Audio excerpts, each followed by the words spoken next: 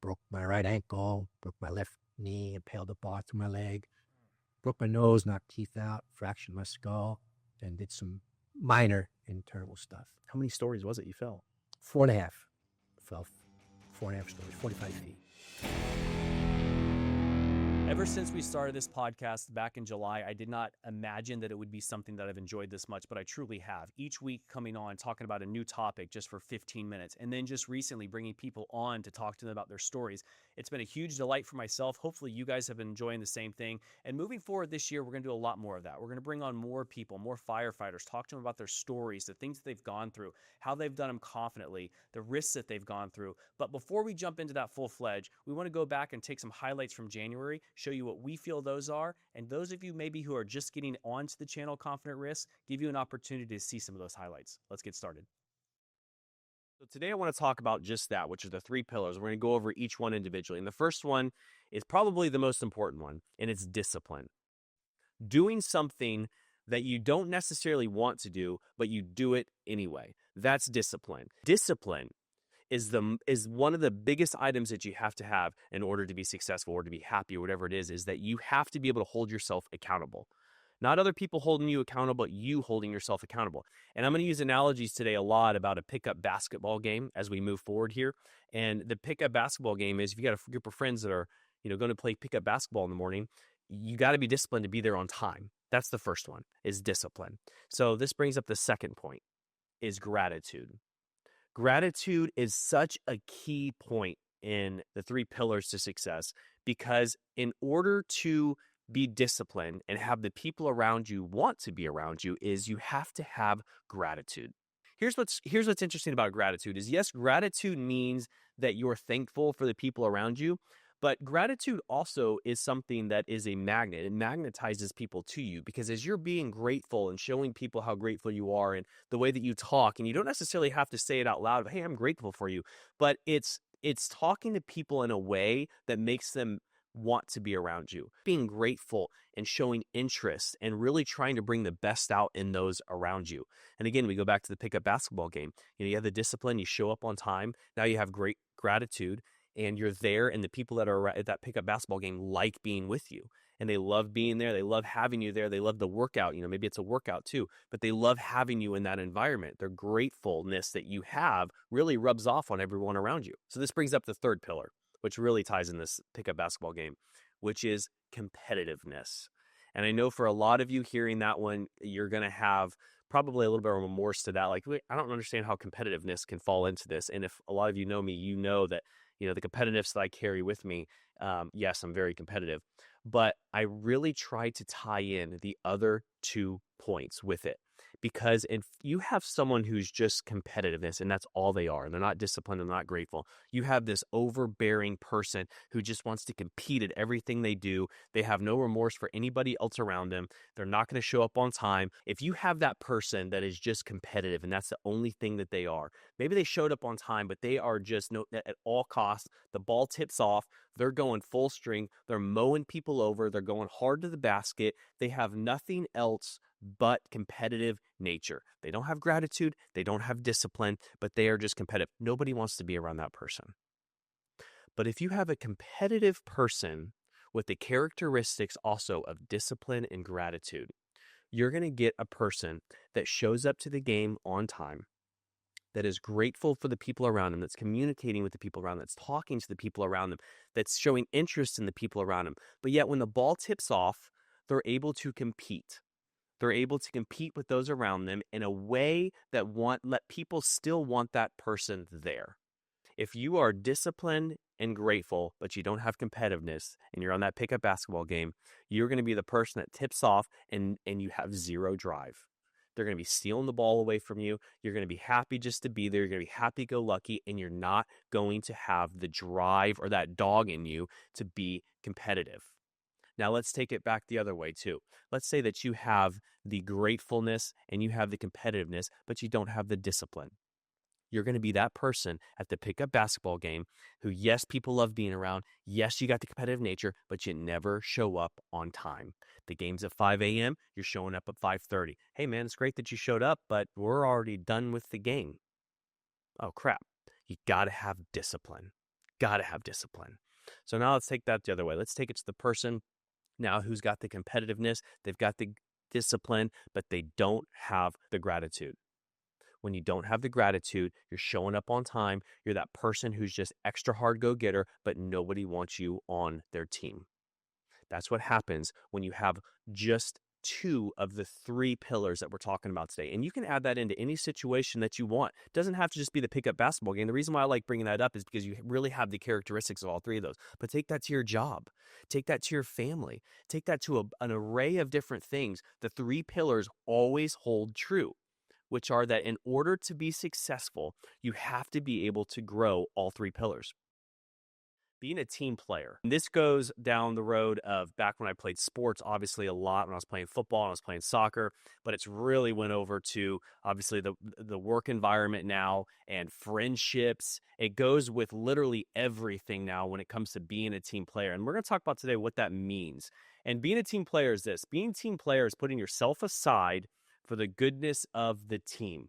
You want to be more successful as a group, you have to be willing to take it down a couple notches yourself, realize that it's not about yourself and it's about the overall success of the group. And so we're going to talk about the person now that's not that team player.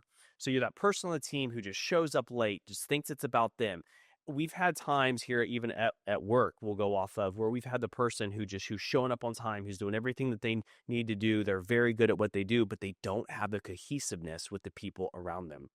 We've had to end up letting that person go. And a lot of times that person's so surprised, like, wait a second, how am I being let go? It's like you're being let go because the morale of the group comes down when you're here. Yes, you're very good at what you do. You have all the experience in the world, but you can't get along with anybody around you. And when you're the cancer in the room, a lot of times it's better just to let that person go and let them be on their way and have a group that's more cohesive together, that wants to spend time with each other, that doesn't mind being around each other. You don't dread coming into the office now because you're going to be around that one person. Being cohesive and being a team player is what brings success to the people around you. I can think of times where I'm getting up in the morning. I'm like, hey guys, we got to get out the door. We got to get moving. We got to get going. And I start taking my extreme approach of, okay, guys, we're in the car in 2 minutes. Now, what has that done? It has just brought the morale of the family down in that situation. Now, yes, there's times where we have to get out the door. We have to get moving. But what are things that I could have done to better do that?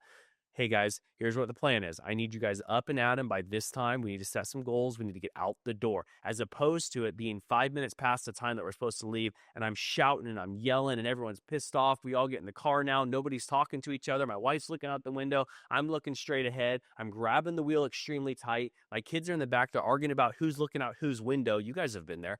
Everybody gets in that situation. Why did it happen? It happened because one person set the tone of the morning.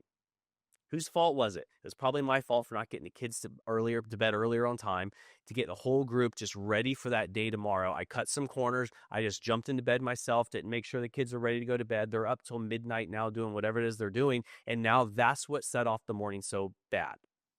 Be a team player. If you want to be a team player, a lot of times it means you even have to put in more work. Because yes, maybe you're doing the things to be successful, but you have to make sure that when you're doing the things to be successful, you're bringing the people up behind you. Invest in the people around you. You want to be a better team player, invest in those around you. Today's topic is on humility. And I bring this one up because when I think back and I really think about what are the things that helped me get to a happier life, to get to more successful life, to help the business grow, it was humility. The lesson here today is that humility sometimes is what we need to have to be more collectively successful or individually successful. It's understanding that, you know what, am I the person in the room that just likes to hear myself talk? Or am I the person in the room who says, you know what, I want this to be done the best way. So I'm going to let the person who understands and knows what they're talking about say what they need to talk about. Let's take that to a family aspect now. I can think back to times where I'm trying to put input in on things that I didn't even know about because I wanted to hear myself talk.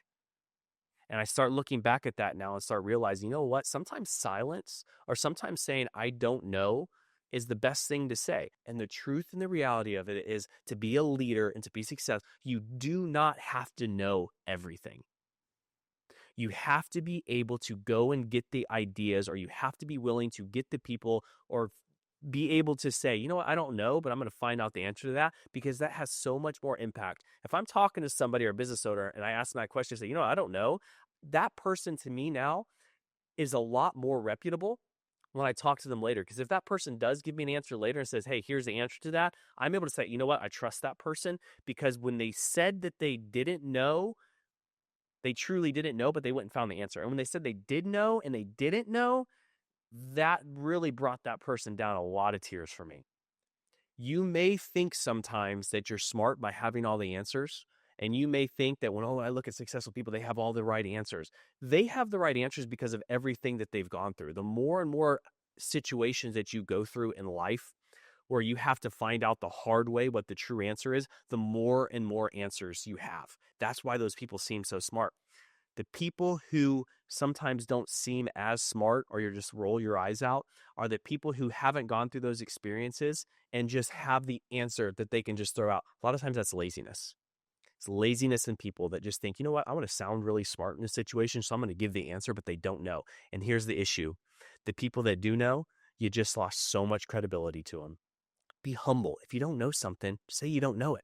If you're trying to be successful when it comes to your family, when it comes to your business, when it comes to whatever it is, humbleness is one of the biggest attributes that you can have. And today, what I want to talk about the most is being proactive. It is a huge tool that you can have to move forward with, to be more successful with, to have more happiness. You fill in those blanks again on what that success is for you guys. But being proactive is something that any one of us can do. Are you just doing what's asked of you, or are you going the extra step and thinking ahead and knowing and understanding the whole project and thinking to yourself, okay, I don't want to just stand here when I'm done. What can I do next? Maybe it's either sweeping the area, cleaning the area. Maybe you have an understanding of how the wall's going to actually look that you're framing. So you start doing extra marks and nailing this together, or setting it up, and then going and asking the person, like, hey, I cut those. Here's what I have now. I've got these laid out. I got them 16-inch on center, 24-inch on center, whatever it is that you're doing. Is this the right thing next? You're allowing the person that is showing you how to do this, you're allowing them to be more successful, because now they don't have to come over and micromanage what you're doing. You think about little goals or aspirations that you have, like, oh, I want to be able to do this. There's 365 days in a year. You get to the end of a year and like, man, I just went and I did this many hours of work by just doing a tiny bit a day. It's because you were just a little bit proactive. You thought to yourself, you know what? This is my main goal at the end. I'm going to spend a little bit of time doing it right now. Be proactive. The people who we bring on and keep here at our company, the main skill that they have is being proactive. It's people who think to themselves, what's the next thing that I could be doing? You know, I can go out there and see people scrolling on their phone. I'm not going to be here very long. But you see the people who are like, you know what? I'm out here. The gravel's a little bit uneven out here. I'm going to hit the gravel. Oh, I'm going to go out here and I'm going to sweep the floor. They're always doing something. And when that happens, I couldn't care less if guys are out talking to themselves or having a great conversation with each other during work. You know, they're being proactive in what they're doing. Maybe they're cleaning the floor. They're doing something else. They're able to still engage and do those things. Each person has their own task, but collectively, we also have to keep the area and the company at least somewhat sanitary, keep it somewhat cleaned up, picked up, and everyone, if they just contribute a little bit to that each week, now we have a facility and a place that we all want to be. It's because people are proactive. We've all been in situations where we've failed at something. And I know as a parent right now, talking with your kids, this is one of the number one topics that I find myself giving lessons on is like, look, I know I just beat you at horse. I know I just beat you in basketball, but here's what comes of it. Or, hey, I know you got in trouble at school, but here, how do we learn from that? And how did we react to that? So today's episode is on burning bridges. And what does that mean? As we all know, burning bridges is how you immediately react to something. What's your knee-jerk reaction? So-and-so talks really bad to you. Your knee-jerk reaction is just tell that person off and just go off on that person. But instead, we don't burn bridges. We do too much of burning bridges this day. And it's so easy now with like social media. As you get done with something, you say, you know what? I'm just gonna go tell this person off. And then it's there forever. The biggest rule that I have, especially in business now, is I think through to maybe a customer comes in and they say something, and it hasn't happened very often, but in the few times that it has happened, my knee-jerk reaction is to send something back immediately. But now I go with the 24-hour rule. If I have a reaction or something that I have to get off my chest, a lot of times I'll write it in a Word document right off the bat. I'll get it right off of ChatGPT and I'll say everything that I absolutely want to say to this person. I'll write it all down and I'll get it on paper and I'll just read through it. And by doing that right away, I didn't have to send the send button to the person, but I get it on paper. I get it out of my head and onto paper, and I'm able to read it and vent and be able to say those things, whether it's either in the computer or however you're getting it on paper, but you're able to vent it. And then what I do is I sleep on it. In 24 hours, I come back to it. And 99.9% of the time, when you go back and look at that and what you write, you're going to realize that you're being way harsher than what you need to be. You're being way overbearing on the situation. It is a trait that every single one of us need to become better at. And the knee-jerk reaction ones that happen, and I've brought this up a few times too, but as we were driving down the road and somebody cuts you off, and the first thing you start thinking about is all the negatives about that person, how they don't know how to drive. But the reality of that is I've done that. I can't even tell you how many times. There's been times where I've done it and I've thought, oh gosh, that was a huge mistake that I just made. I'm trying to wave to the person in the mirror. My windows are tinted enough. Maybe they think I'm flipping them off. I don't know. But it's one of those things that you think about the knee-jerk reaction. I'm going to tailgate this person. I'm going to go over. I'm going to cut over in front of them. I'm going to tell them off. Why? What has it done? Maybe that person was trying, and that's the thing I always think about. Maybe that person was trying to get to the hospital. Maybe that person had to get off the exit right away. Maybe they had something happening in their life that I didn't know about, but instead I knee-jerk reacted. And then I knee-jerk reacted, and 99.9% of the time, I'm even going to take that number up to 100% of the time, there's nothing good that ever comes from that. It does not help us. It only hurts us, and it sheds bad light on ourselves. If we're looking to make changes, be more successful, be happier in our lives, I say all that all the time, but it's true. If you're looking to move forward and take extra steps, start thinking through processes, start thinking through situations in your head before we do knee-jerk reactions. And it doesn't just have to go on the negative too. Sometimes that could be on a positive. One of the ways I sidetracked myself from burning bridges, and I literally, when I think about this, I literally think about an island that's out here on its own, and you've got all these bridges maybe going to the mainland, right? And you're going across it, and you got somebody come up behind you and you burn the bridge. One of the things that I think about more than anything, I love visuals, is instead of spending my time burning that bridge, I focus my time on building new bridges. I think about what are opportunities and ways that I can actually go and create new opportunity for myself. You know, maybe you get let go from a job and you're thinking to yourself like, man, I could just go tell that person off right away. But instead you put that same energy into showing that person that they made a mistake. Maybe showing that person, I'm going to show that person they made a mistake, but not by going and saying it to them and trying to hurt their feelings, but showing them how successful I can be elsewhere. It's creating new opportunities. It sidetracks your brain from that situation and starts thinking yourself and putting you onto a whole new topic. That's a lot of times what that 24-hour rule does for me. In all of these episodes, from episode 1 till right now, every single thing has to deal with everything that's up here. It's in your head.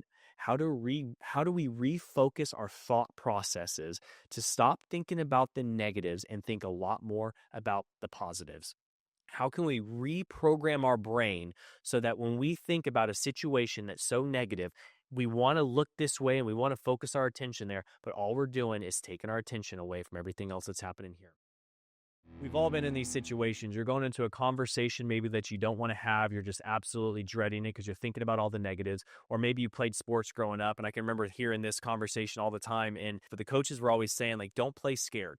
Think about your task at hand. Because what happens is when you start playing scared, you're now thinking about the negatives that could happen instead of the positives. There's a game plan going into this game. The game plan is this. Here's your task on this play. So instead of us thinking about, okay, I got to get this block on this guy, or my goal is to be covering running back when he comes off the end, or maybe it's in soccer, you're thinking about as a goalie what you need to be doing. But instead of thinking about the task at hand, you're thinking about, oh, what if I get injured?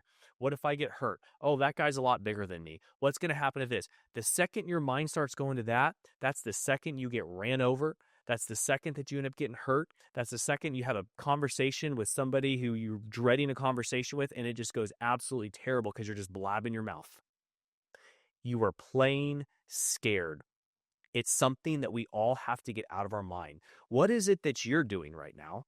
Thinking about it, because we all have it. It's easy to look at sometimes the people who are doing something like this, or maybe they're putting posts out there and you're the person who's going to attack those people of what they're doing. It's easy to be the person behind there. A lot of times that person is scared. What are you doing though to not be playing scared? This is a challenge I'm putting on everybody because we all have that thing right now that we're dealing with that's just like, you know what? I don't necessarily want to do that because it's going to make me uncomfortable. I don't want to do that because, what if so-and-so says this? What if so-and-so says that? And we start having all these negative connotations, negative thoughts that come into our head. We play scared. You want to be successful? Get yourself out of that mindset. Start thinking about what is the road less traveled. I start thinking about, I heard somebody talk about this a little bit ago, but it's like, if there's a house fire that starts happening, it's in the middle of the night, 1 a.m. in the morning, your smoke alarm's going off. Are you the type of person who's going to get up and say, hey, did you turn the stove off? Hey, did you blow the candle out? Or are you going to go straight to what has to happen, which is I woke up, it's on, I'm going straight to my kid's bedroom. I'm going to grab my kids. I'm going to grab the dogs or cats or whatever it is, maybe like your dogs and cats, but you're going to grab those and you're going to get them out of the house as fast as you can. Then later, you're going to think to yourself like, hey, how did we have this fire start? Instead of going straight to the negatives right away, which was starting to blame game, starting to think about other people. Oh my gosh, whose fault is this? It doesn't matter. We have to think about how to get to the problems as fast as we can, or get to the solutions as fast as we can. Not thinking right up front of what could go wrong, what could happen. Yes, there's times if, on a business front or other things where we have to think about some of the negatives. And I get that. And we have to weigh those options, but that happens up front. Once it comes time to take action, those go away. You've thought through it. You know what you want to do. We talked about this in the very first episode of Confident Risks, which was be confident in what you're doing. And the only way you can be confident in what you're doing is if you know what you're doing. You've thought through the process. You understand the risks, but you also are believing yourself. So you just go and you do it. Do not play scared. Playing scared is going to make you trip up. It's going to make you fall. It's going to be one of the biggest outcomes to injuries out on the field is just because you're thinking about what if. What if I do this and I mess up in this, and you're never going to move forward? We get the ideas all of the time. There's no conversation that I love more than sitting around a fire pit, sitting at the office after hours, talking about ideas, talking about business.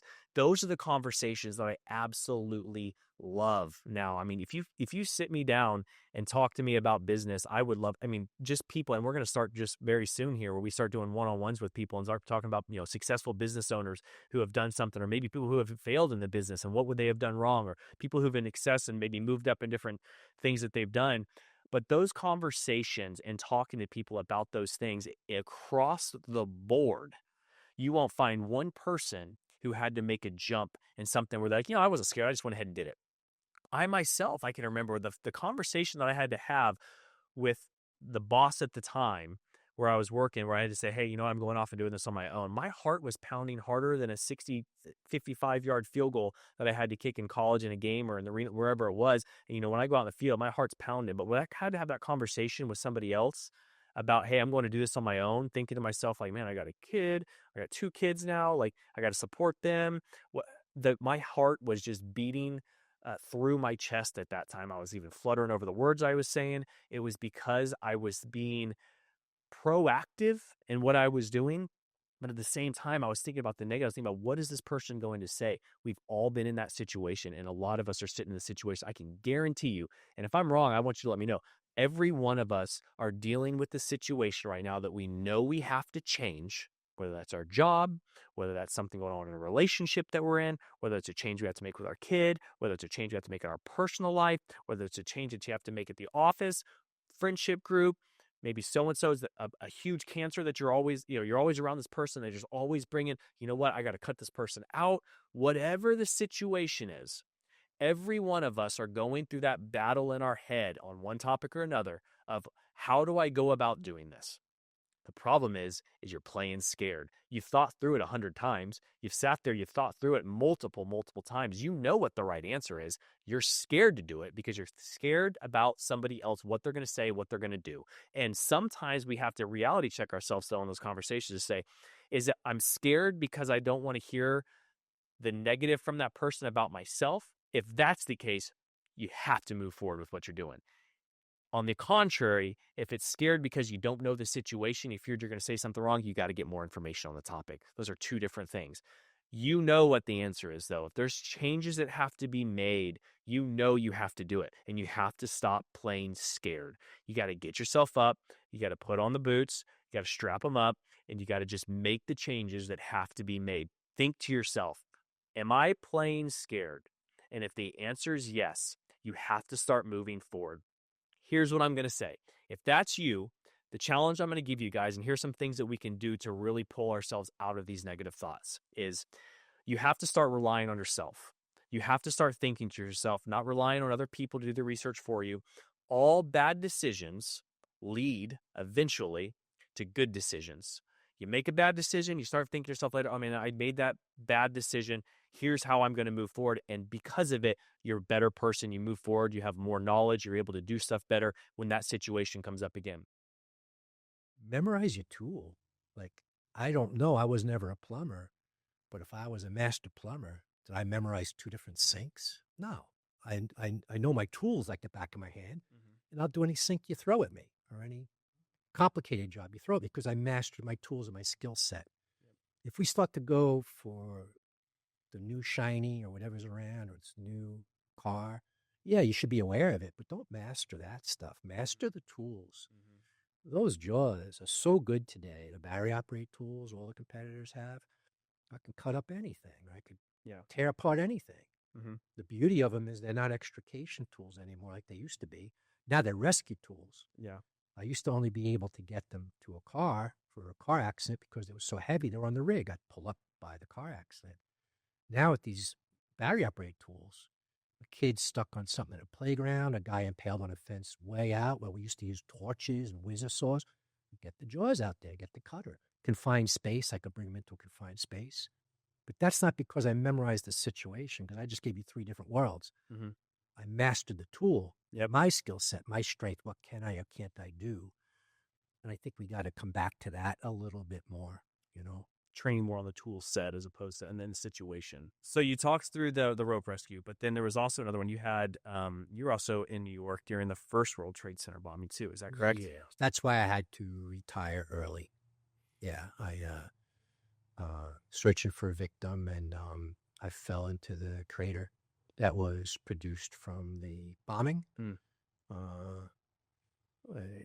Interesting lesson for that was safety and training and safety, 2 things I talk about. If that's what we were talking about today, I'd go off on just training for the roof rope and safety about why I survived when I did. I had all the proper gear on, which I rarely ever did. That day I happened to because strong-willed officers forced me to do what I was supposed to do. First of all, I had all the right equipment on. Mm-hmm. I had the new helmet that I didn't like. I had a ratchet strap, ratchet device in the back to hold it on my head. Mm-hmm. If I had my old helmet on, it never would have taken a ride with me. I would have cracked my head. One of my injuries was a fractured skull, and that's with the helmet and the face piece on. What would happen with no helmet? The head would have broke like an eggshell. So I was dressed to the nines in spite of myself. Yeah.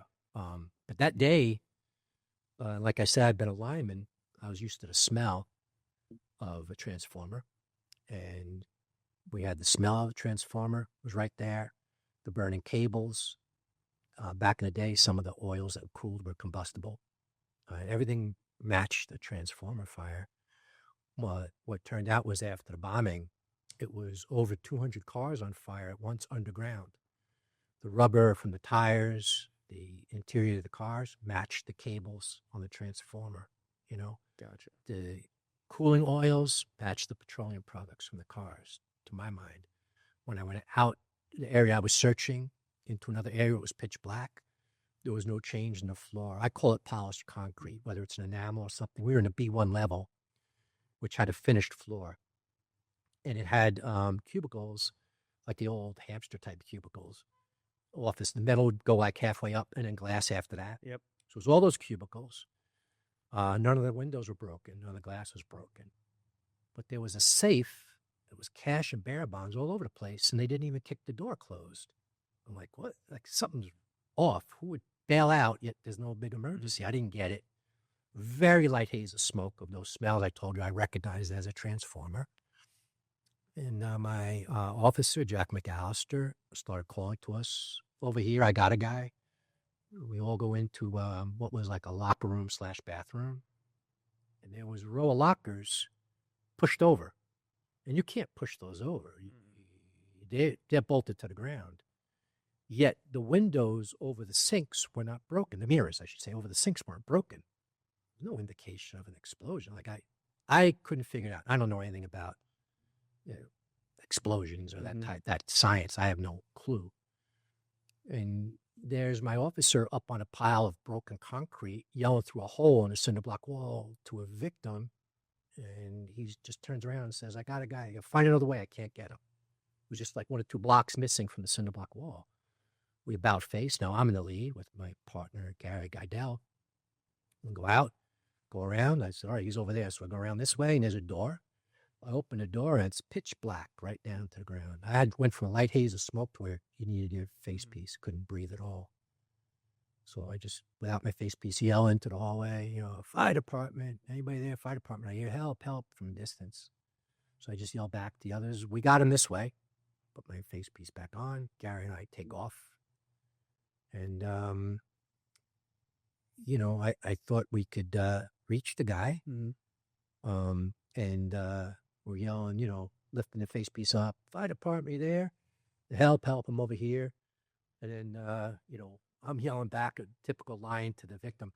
We'll be right there. I'm like, Gary, I don't think we can reach this guy. We'll be right there, because there was orange between me and where I was yelling. So I think we have to go around another way, figure this out. And just as we're talking, the concrete I'm standing on goes broop like that, hung by rebar. Gary and I both fell for a minute. And then I slid down the broken concrete, ended up with 2 pieces of rebar facing me. And you can't hold rebar in your firefighter gloves. It's like trying to hold a pencil, sliding. And Gary just said, when you hit the ground, run. When you hit the ground, run. He's yelling at me like, I know, because I think, and I'm sure he did too, I'm falling into the transformer pit. So I don't know if there's any hazmat guys or girls listening to this, but the dike around those pits was supposed to hold 1.5 times the amount of product in the pit. You know that. Mm-hmm. So if something leaks or bursts, it doesn't flow over. It just stays in there. So I think I'm falling into a transformer pit, which I'd worked at those for years. So I didn't care which way I ran into the wall, just run out of the fire pit. Mm-hmm. I'm not going to burn to death. I'm going to run out. Mm-hmm. And the next thing I know, I fell, and the orange, all I remember was the orange went right past me. I'm like looking up, and then bam, and I hit a piece of, I landed on a piece of concrete that's on an angle like that, and what saved my life was it dispersed the blow at both feet, knees, chest, and then head. Broke my right ankle, broke my left knee, impaled a bar through my leg, broke my nose, knocked teeth out, fractured my skull, and did some minor internal stuff. How many stories was it you fell? 4.5. Fell 4.5 stories, 45 feet. This is a gem to be with you guys. I like the way you and Emily go back and forth. I like it. It's comfortable. Yeah. Some bigger companies, it's harder to have that. It is. It's just the nature of the beast. Well, and that's one of the things we've realized too, is just that's what that fire industry has taught us about the business too. Is it's like, I hate when I hear, we're a family a lot of times, like in the business realms, because sometimes it doesn't fit as good. A family's a fire. When you get into a firehouse, that's a family. So when you get into business, you really have to have a group of people who, we're on the same page. They enjoy being around each other. Where I think a lot of businesses defer and kind of get away and kind of stray off is when you have people who just put up with people, as opposed to like, look, we don't have to love each other, but at the same time, we have to get along. We have to do our job. We have to make sure that when we are here, that you're not a cancerous person in the room. And when you are in the same room and you're working with somebody, you have to at least be somewhat cordial and be on the same page, enjoy being around each other. And that's one of the things that we've really learned from the fire service since we've gotten to the industry, 2-3 years ago, which is that we have to have a group of people who are on the same page to enjoy being around each other. If you don't have that, you're absolutely nothing, because you can't dread going to work every single day. Oh, I would never. If I don't like a job, I quit. I think everybody should work as long as they can, but not supposed to be miserable. What frustrates you more? And I can see right now, like technology coming in, the money that it takes to kind of pump into your departments. But what right now frustrates you more? What do you miss the most about when you were in service to right now? I miss basics. I miss the basic skill sets. They're not as glamorous, so younger guys and girls will neglect them. Everybody wants to be special. So you were special when you joined the fire service, if that's your thing. I think we're all not special. We forget we're here to serve the public. Mm-hmm. The public doesn't serve us. Nothing serves us. We serve a public service. That's what we are. Some people don't like that. Well, tough shit. You're in the wrong line of work. You're a public servant, right? Yeah. So I think I'd like to embrace more of us serving the public. I like to focus on the basics. Basic skill sets will always make or break for any jam I got in. Mhm. Instead of raising the ceiling, we need to start raising the floor in life. And the way I think about this is like a skyscraper. We start out at ground level and we think, man, if I could just get to the very top. But we've all played the video game where you're going along. Maybe it was Donkey Kong back in the day. For us 90s kids, that's what it was. But you're going along and you get past a certain level or a certain area in that level. And instead of when you die going all the way back to the beginning, now you stop at that spot that you were and you start from that spot. And you progress through a game that way because you hit the checkpoint. And what I start thinking about when I start thinking about how do I have more good days than bad, it's by raising the floor as opposed to raising my ceiling. I go through a day and I start thinking, man, I got up, I didn't have eggs in there. Crap, what can I do? Instead of complaining about the situation, maybe I go and I'll get a quick Starbucks. I'll reset myself. I'll go do that. I'll get up. My kids get up. They start nagging me. And instead of me getting extremely frustrated and blowing out, maybe I walk outside, take a couple of quick breaths, come back in. Oh man, I can't get to the gym today, but instead I go for a quick walk. I don't allow myself not to complete tasks that day. Maybe it's not going to be a 10 out of 10 day. Maybe it's not going to be a perfect day. But at the same time, what can I do to make this day just a little bit better? And when we go about and we start taking that mentality on, we start realizing that those days that were so bad before maybe weren't quite as bad.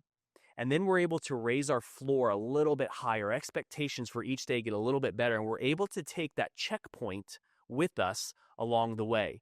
Instead of taking these major falls and ups and downs, now we're able to grow ourselves and start thinking about what can we do today that's going to allow us to be a little bit better than yesterday. We grow what that true low level number is and make it just a little bit higher. And by doing that, our average day now comes out to maybe a 7 or 8 as opposed to a 4 or 5. And maybe in the past, we would think to ourselves, you know what, I'm just going to curl up on a ball on my bed and lay down. But instead, we take on the little accomplishments. What can I do today? I'm going to go into my bathroom. I'm going to do a quick clean on my shower. I'm going to go into my room. I'm going to make my bed. I'm going to go do whatever that little thing is to make that day not a total failure. And by doing this, we start to raise the low standards, that ceiling that we have. Yes, it's growing, but we're also growing our base level with us. Because if we only continue to grow that ceiling in our life, we're still going to experience every single day or every single week or month these emotional roller coasters that are taking us up and down, as opposed to growing ourselves floor by floor. Yes, we're growing when it comes to elevation, but yet we're taking that floor level and ground level up at the same time. And by doing this, we will see more personal growth in our own life. What really kills a lot of us on this level is we get on the social medias. And I bring this up a lot here in the past, but the problem with that is that we see the ceilings. Every time we go on that, we see the 10 out of 10. So-and-so just accomplished this. So-and-so just got this promotion. So-and-so just went on this vacation. So-and-so's got this accomplishment with their family. And we go through and we see these 10 out of 10 days, 9 out of 10 days constantly. And then we reflect back on ourselves and say, what am I doing today? Man, I got a 1 out of 10 compared to this. We need to start looking at what are ways that we can raise our floor each and every single day by doing the small little feats that will help us make larger accomplishments and move up in elevation each day. And that's where the confidence without competence becomes a huge player in this conversation, which is, yes, it does take confidence to do things, but we have to have the knowledge base. We have to understand what we're getting ourselves into. Just because you put your campfire out with a hose doesn't mean you can be a firefighter. There's so much more. Do you know about ventilation? Do you know about forcible entry? Do you know about all these things that you have to do, hose management, to actually be a firefighter, being able to enter into a structure and actually map out and understand what it takes? It's a lot more than just putting a fire out. There's things, there's processes, there's stuff that goes into place.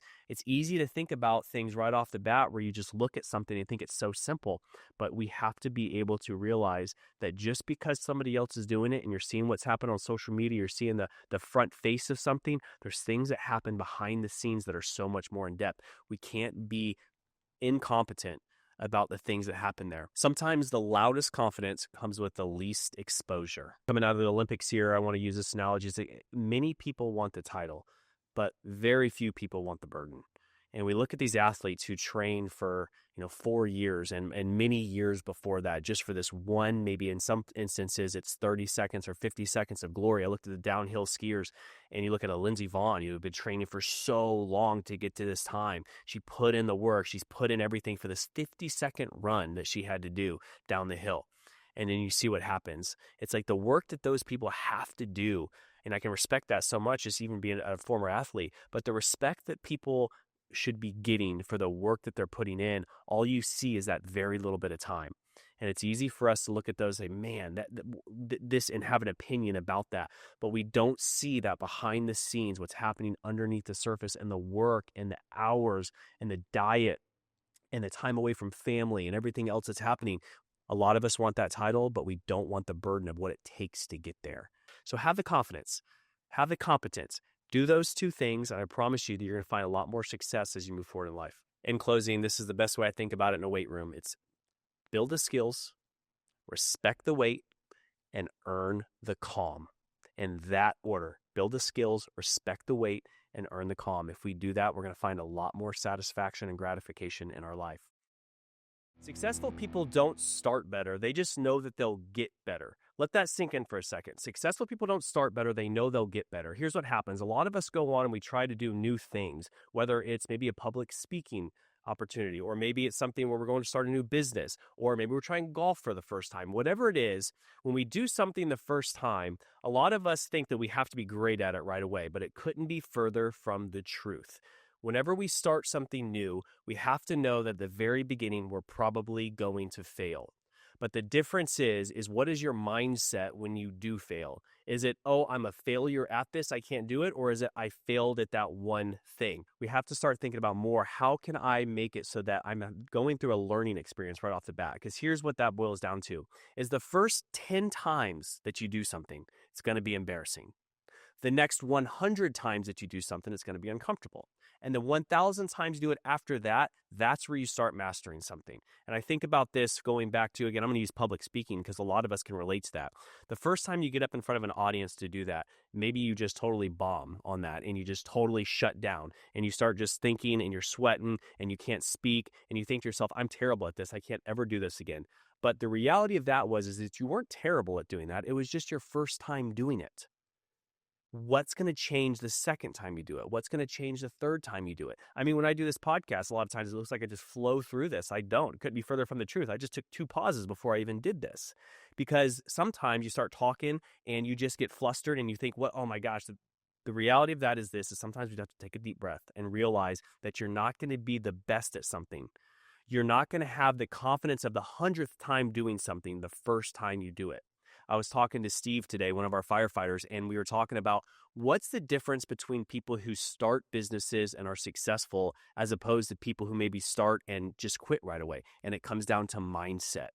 Everything comes down to mindset. Is what are you thinking about the first time you do something? Are you thinking, oh, you know what? I'm embarrassed in front of everybody that's here. And so you shut down because it's the most comfortable thing to do. And you say, I'm not going to do this. I'm really bad at it. Or do you realize and say to yourself, you know what? This is the first time I've done this thing. I know that I'm not going to be the best at it right away. So your mindset shifts into, you know what? The more and more I do this, I'm going to get better at it. High performers separate outcome from identity. Think about that one again. High performers separate outcome from identity. So instead of somebody going and trying something for the first time and say, man, that was a failure, I'll go to golf now, just because I know that's another one that a lot of us can relate to. Or maybe it's just being an athlete in general. Maybe you didn't grow up with athletics, but then now you're trying to throw a baseball, or maybe you're trying to shoot a hoop, or whatever you're trying to do, and you weren't the best at it the first time. You don't base that off of that one outcome. You can't do it. If we start doing that, then we realize to ourselves that, you know what, that's our identity. We just failed at that. But it's not further from the truth. Your identity comes from what happens after you fail.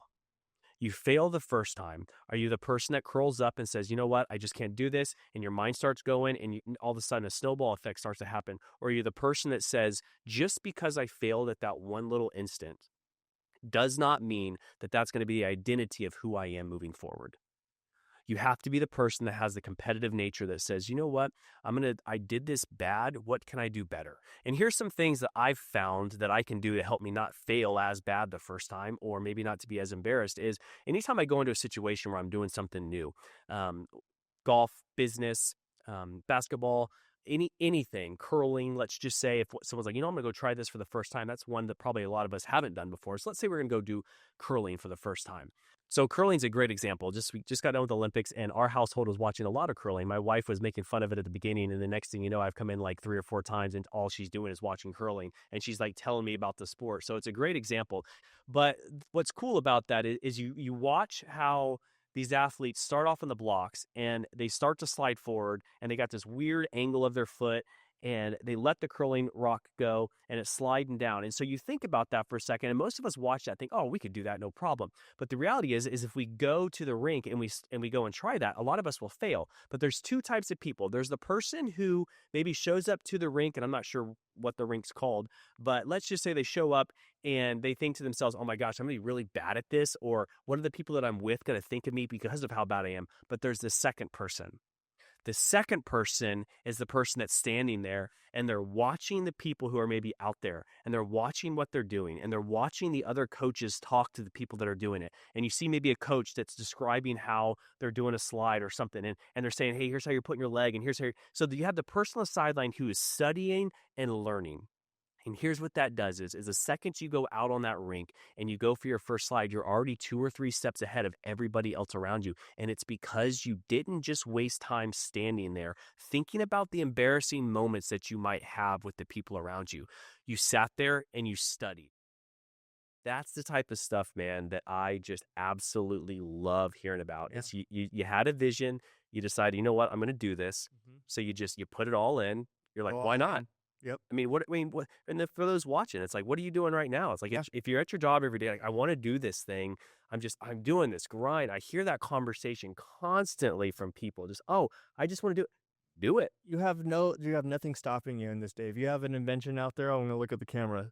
You have the opportunity to 3D print it, CAD it out because you can learn CAD skills on YouTube, which you never had before. You have your own way of marketing with social media. You can market yourself. Mhm. There's manufacturers that are more than willing to help you make your product. You don't have to feel like you have to do it all yourself. Yep. There's people willing to help you make stuff. There's no excuses. Just have to have the drive and will. I know a lot of people say, I don't want to sell my pickup truck. I don't want to sell my motorcycle. I don't want to work extra hours or 2 jobs. Well, then you just don't want it and hard enough. But And there's nothing stopping you anymore. You don't have to buy magazine ads for $5,000 to get your product out there anymore. that's a huge one. You can pick up your phone that you've already paid for, get on social media and start making fun, entertaining content. Yeah. That's a great piece of advice, man, because a lot of times when you first start out, then you start getting the people saying, hey, we can get you this, hey, we can get you that. And you feel like you have to do those things, Yep. but you don't have to do them, man. Just keep driving and grinding. Don't let fear deter you. That's just Work hard. You know how it is. You work hard, it pays off. But at the same time, it's just trying to help people. You get rewarded, I think, at the end of the day. It's like hard work pays off, but there's something about doing it for the right reasons and not trying to just go after money. But when you love your trade, you love what you're doing, those successes will just follow naturally. And that's kind of where I'm at. I get up in the morning and want to design a new tool to help my fellow fabricators. Got more in the works, every day I'm like excited, can't wait. Oh, it's gonna be 6 months till comes out. And I'm like, oh, these guys are gonna love this tool. It's gonna save them so much time. And that's where just that success will just follow that passion.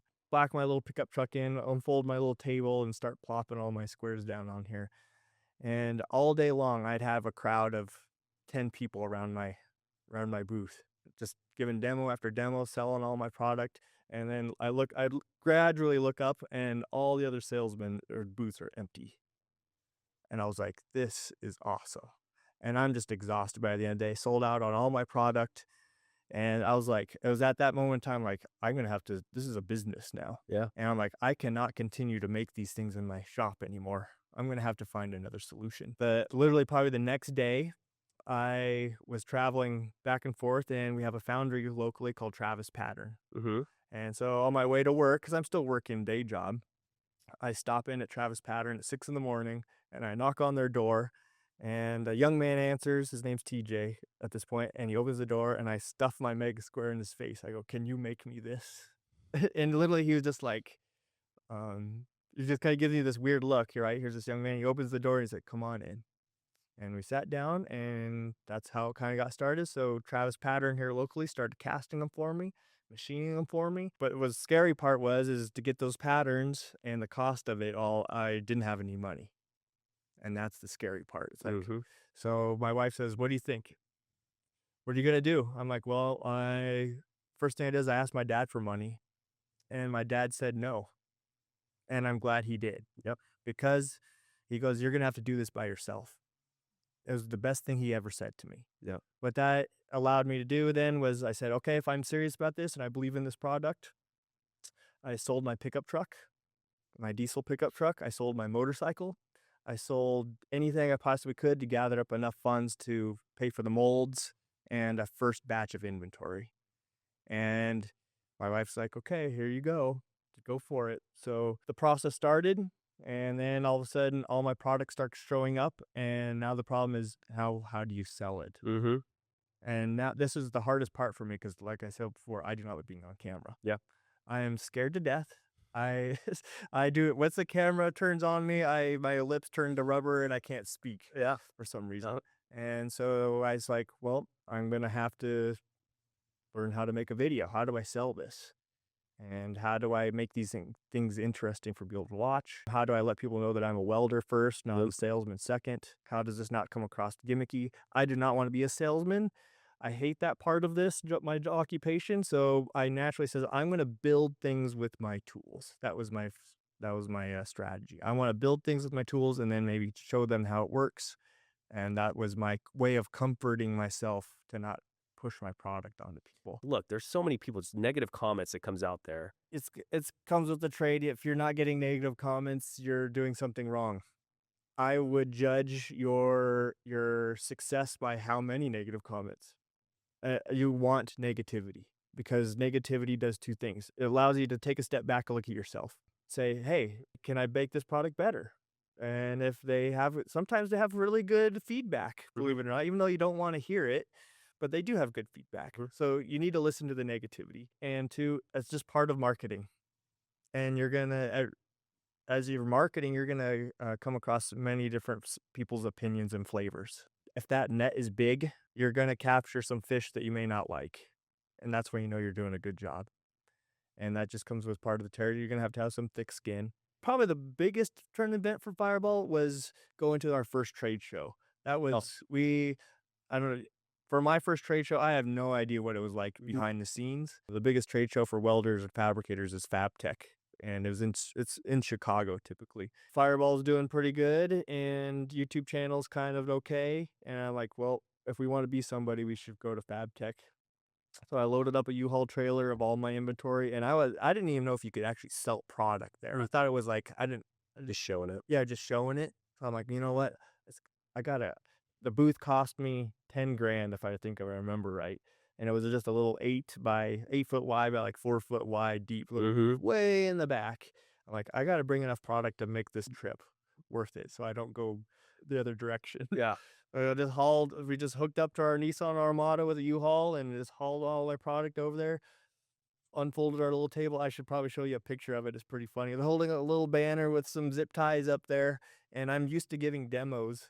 So I placed a little amplifier underneath the desk, and I had a little microphone, and I'd talk into it like a little gypsy salesman. I would just pedal the squares, and people would just walk by and buy them. And how successful was that first one? I sold every square I had, got recognized by some people, and got partnered up with some warehouses that were able to help me get my product to other people. And if I didn't go there, I wouldn't have met some great people. Take risks. I think that's what you got. Don't be afraid to fail. Take some risks. Try to cover yourself as much as possible, but don't be afraid to take risks. And I tell this to my son, always say yes. Never say no. A good example of that is come on this podcast. You always say yes. You don't know what this podcast can do for you or me. We don't know the future. So never say no. Always say yes. Even if you don't want to. Just do it. You just do it. You don't let the fear deter you. Yep. Hopefully you guys are able to take something away from one of the highlights you saw today. If so, please hit the like, hit the subscribe button. I absolutely love doing this. We can't wait for the next upcoming guests that we have coming your way. But until next time, stay sharp and stay resilient.